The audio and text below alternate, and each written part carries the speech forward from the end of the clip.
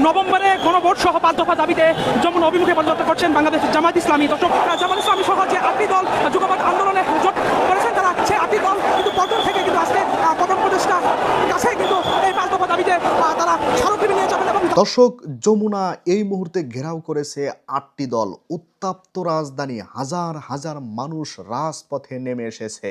শুধু তাই নয়, গণভোট মাত্র 1 সপ্তাহের ভিতরেই দিতে হবে, তা না হলে গোটা বাংলাদেশে এই আন্দোলনের দাবানল ছড়িয়ে পড়বে। বিস্তারিত থাকছে ভিডিওতে, অবশ্যই শেষ পর্যন্ত দেখবেন। চ্যানেল নতুন হয়ে থাকলে সাবস্ক্রাইব করবেন, প্রতিদিন নিত্য নতুন ভিডিও পাবেন ইনশাল্লাহ। দর্শক, বিএনপি তারা ভেবেছিল যে আমরা যা বলবো তাই হবে, তাই করবে সরকার, কিন্তু তারা এটা ভুলে গিয়েছে 17 বছর জামাত শিবিরের উপরে ভর করে তারা টিকেছিল। তারা এভাবে টিকেছিল, কিন্তু এখন জামাত শিবিরকেই ভুলে গেছে। অথচ এই জামাত শিবির কি করেছে দেখছেন? চরমনাই সহ মোট 8টি দল নিয়ে তারা এই মুহূর্তে রাজধানীতে রাজপথে নেমে পড়েছে এবং যমুনা ঘেরাও করার জন্য সামনের দিকে যাচ্ছে।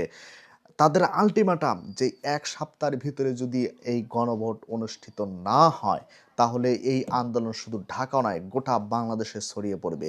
কারণ তাদের দাবি একটাই, সেটা হলো গণভোট। গণভোট কেন তারা এত জোর দিচ্ছে? কারণ হলো যে গণভোট যদি অনুষ্ঠিত না হয়, তাহলে স্বৈরাচার আবার প্রতিষ্ঠিত হওয়ার সম্ভাবনা আছে, শেখ হাসিনা আবার ফিরে আসার সম্ভাবনা আছে।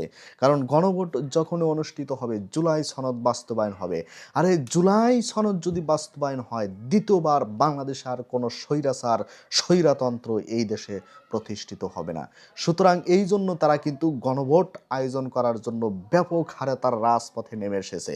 দর্শক, তারা যেভাবে এখন আন্দোলন করছে, এই আন্দোলন যদি তারা ধরে রাখতে পারে, মানে 1 সপ্তাহ কেন, 5 দিনের ভিতরেও হলেও এই ডক্টর ইউনূসকে গণভোট আগে দিতে হবে। হয়তো ডক্টর ইউনূসও হয়তো মনে হয় ভুলে গেছে যে বিএনপি মনে হয় একটাই দল, কিন্তু না, এদেশের চরমনাই জামাত সহ খেলাফত মজলিস সহ আর বেশ কিছু দল এক হয়ে গেছে, অর্থাৎ ইসলামপন্থীগুলা এক হয়ে গেছে। আর ইসলামপন্থী এক হয়ে গেছে, এখন রাম বামদের এই দেশে ঠাঁই হবে না।